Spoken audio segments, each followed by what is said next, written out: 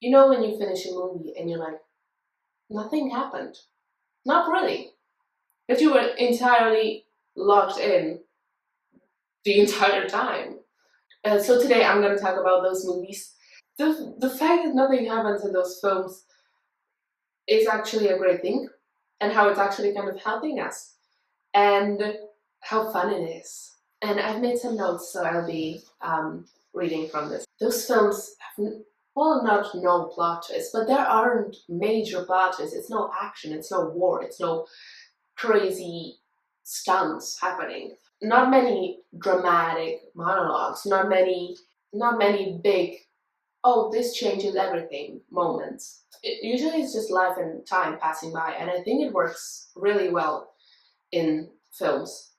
And I think a lot of people like watching those films because it makes them feel more normal, that they don't have major extreme things happening in their life either. Or at least that's the way for me. I think that we're taught very subtly that a good movie has to do something. It has to prove something. It has to do a big thing and change our entire perspective on everything with this big bang thing. And that things need to escalate. And that they have to move forward and change and revolve. Which obviously, yes. But I think we have this feeling that when the things in the films don't resolve, the instinct is to say that it was not a good movie and that it was boring, slow, or pointless. I've always used to be like that before I started watching more movies and realized that that's not the way it is at all, and that I actually like when the movie is quiet and doesn't have that many plot twists happening. I feel like it strengthens our attention span that's slowly diminishing. Some of my favorite films are actually not, I don't like action movies that much, but some of my favorite films are the ones that the plot is basically besides the point, in a way.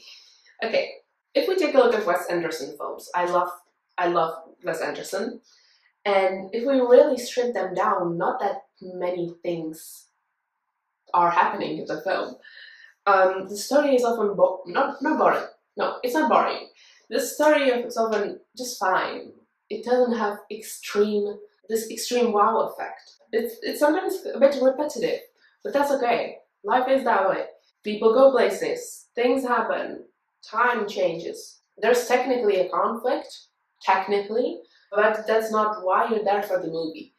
I mean, maybe Wes Anderson is not exactly the best example, because his movies are so visually striking that that's mainly the reason you're there for, because his films are absolutely incredibly cinematically done.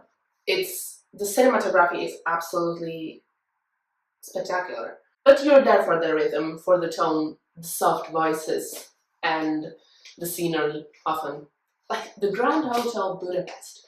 That is absolutely incredible scenery. I love that film. And the characters, I love the storylines, and the characters just like exist in the world. And it's just so fun. It's so great to watch. Sometimes you can miss half the plot of the film, not just Wes Anderson, but in general, you can miss half the plot of those films where not much stuff happens. Still feel like you got the movie, which I don't know if it's a good thing. But that's beside the point of this. I'm actually this is an appreciation of those type of films. So I'm not gonna talk down upon them because they are very important in this time, especially I think. Maybe let's take Sofia Coppola. Okay, I have her here, especially Lost in Translation. Because if someone asked you to explain the plot of this film, you struggle, maybe. Two people talk. They wander around Tokyo. They feel something they can quite name, and then they part. And that's the end.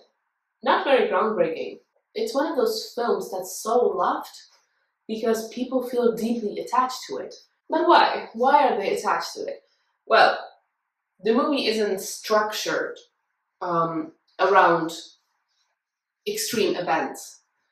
It's structured around life is structured around mood and around emotional proximity, around what it feels to be slightly distracted and slightly disconnected from your life, and then being unexpectedly seen by someone else, which is the best feeling ever. And that's what I mean when I say that nothing happens. You know, it's not that fantasy. It's not like fantasy. It's not like, you know. I don't mean it in any dismissive way, because those films are my favorite, so I really don't mean it in a dismissive way. What's actually happening is much quieter. A lot of these films shift the focus from what happens and towards how things unfold. How long the camera stays, how the lighting hits the scene perfectly, how people speak or don't, how silence stretches, how it allows us to sit there without being immediately entertained or filled with music that tells us and guides us towards the feeling that's intended by the film director, the scene. And that's why I think they work. They don't try to earn your attention or your entertainment. They assume you're capable of giving it your attention. There's something almost funny about that, because now we live in a moment where everything is optimized and everything is made to grab you instantly. The perfect hook, the fast pacing, the sharp editing, the cuts, and constant stimulation. And even films like the ones that are made right now, even though some of the incredible films were made last year that are nominated for the Oscars right now, and I am so excited for the Oscars. Oh, I always am. But, oh my gosh. Sinners. That, incredible. I just think about it and I want to cry. Why? I don't know. It just had a very big impact on me. And the music was so beautiful. Oh my gosh. Okay, let's move on. Some films are now just like, feel like they're competing with your phone. And when a movie just relaxes, when it's kind of slow, when it refuses to rush, it feels kind of rebellious in this culture right now. But I know that it's not for everyone, so I understand. Let's think about Call Me by Your Name. Very, very loved movie. Everyone loves it. I feel like almost everyone loves it. So much of that film is just light, movement, characters existing, riding bikes, sitting around, walking around, watching someone from a distance, eating food. Time passes in the summer heat, and it's perfect in a way. The emotional weight sneaks up on you. Not because anything dramatic happens, not much, but because you're allowed to sit in the stillness and in the emotional space long enough to register it. Or Frances Ha. I love that film. Greta Gerwig in it is incredible. And basically, the plot is just, there's non-existent. It's just life. It's life, and it's more like a series of moments stitched together. Like awkward conversations, walking around the city, feeling slightly behind everyone else. And the film isn't trying to resolve her life, but it's just capturing it. And it's trying to capture a feeling, and I think it does it really well. And that's a key difference between a film that rushes and the film that slows down. They don't chase resolution, they chase the texture and the depth that it provides us with. They're usually not asking what happens next, but they're asking, what does it feel to live inside that space, so we can share that feeling. And as a viewer, it changes your role completely. You're not just an observer at that time, because you're figuring out stuff yourself. You're not being constantly given full explained plot. You have to put your mind to it a little bit and think about it for a second as well. Which I don't mean in a bad way. Now I feel like I sound so harsh. But when a film doesn't explain itself constantly, you start paying closer attention to it. You really do, because you have to. You have to, because you wouldn't understand a thing then. You notice the tone, you sometimes can notice the body language, you can notice the timing, the pacing, the space between the lines, and you're not being told what's important. You're deciding what's important. Obviously, some things are important in the film and it's told, but you have to decide something for yourself, which I think is so nice. It's so nice because it gets you into a mood that not every movie can do. And I think that's kind of intimate. But, and this matters, not every slow and minimal film is good. Not every film like that works. Sometimes nothing happens, and truly nothing happens, and it doesn't work. Sometimes it's not intentional slowness, sometimes it's just lack of emotional depth, and it's just pretending that emptiness is structure. And you can feel the difference. You really can. Yeah. When it works, everything feels deliberate. Everything feels like it has shape. Even the stillness, even the emptiness has shape. And the repetition has purpose. The quiet feels held and not accidental, not absolutely arbitrary. The film knows exactly what it's trying to tell you and what it's withholding and why it's doing that.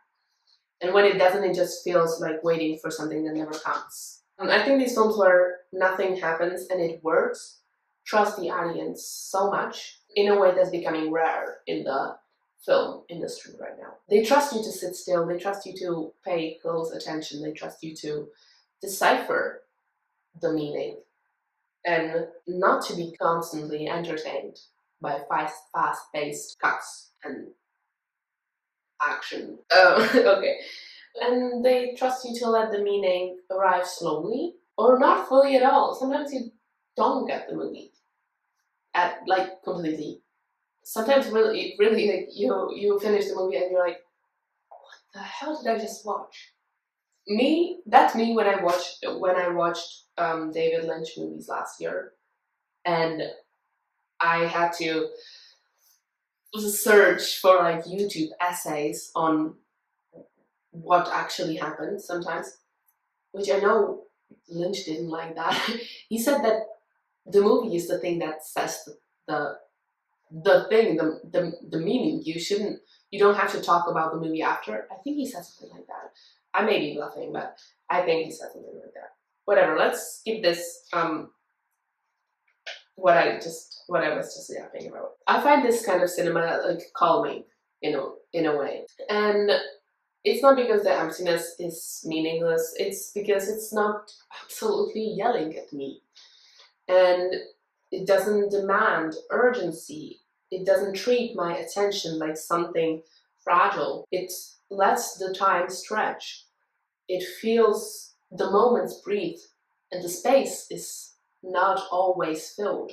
It lets silence exist without apologizing for it and without demanding anything in return. And maybe that's why these films just stay with us longer. Not because of what happened in them, but because of the way they made us feel and how they trained us to watch and consume them. More patiently, more openly, more deliberately, more presently, you know?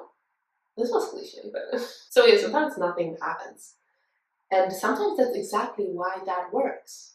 So this is everything for me today, and I hope you enjoyed this video. I totally did. I love talking about films, if you haven't noticed already. And if you like this content, you can check out my channel. I have some other stuff there, and I hope I'll see you soon. You can also check out my Instagram and my letterbox. They're both in my bio. Yeah. I hope I'll see you soon. Bye!